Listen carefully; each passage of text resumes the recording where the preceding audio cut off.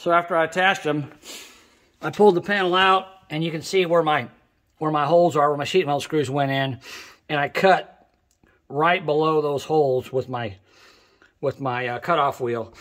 So I just have a small, you know, maybe a 1/4 inch or 1/2 inch gap between the two panels that I can weld in and not have to worry about having a bunch of overlap where their rust can start building up. And of course I sprayed it and protected it. So, and the bottom of the floor pans are sprayed. I guess I still got to do the top, but that's basically where I'm at with that.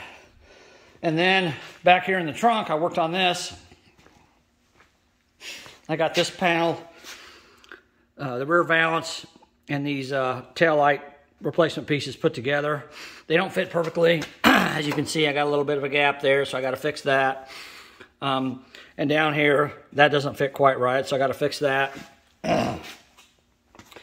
On this side, this is a little better up here, but again, this is wrong. I need to push that in. So, you know, there's little adjustments you got to make to them, but it's not that big of a deal. Now, I will tell you guys, one thing I did do, when I cut this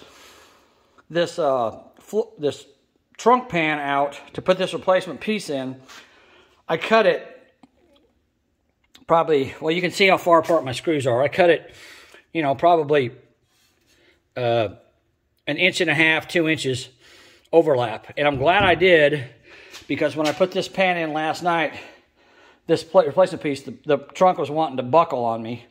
But once I got 2 sets of screws holding it on, it kind of holds it in place and keeps it straight.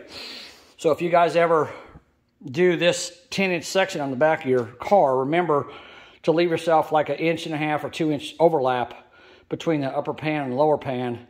That way you can put 2 sets of screws in it, and it'll kind of force it together and force it to level out, because otherwise I think this thing probably would have been cattywampus or crooked, and I would have been in trouble with that. But they don't tell you that stuff, so it's something I learned last night doing this. But you definitely want to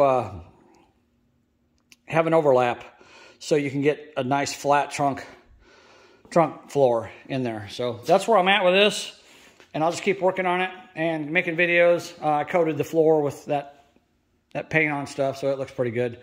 So today I'm going to work on getting these pans in, and maybe work on the trunk a little bit and get it going. I'd like to get the gas tank in this thing so I can get it running, but I got to get all this done first. So I'll keep working on it and keep showing you guys what I'm doing. Thanks for watching.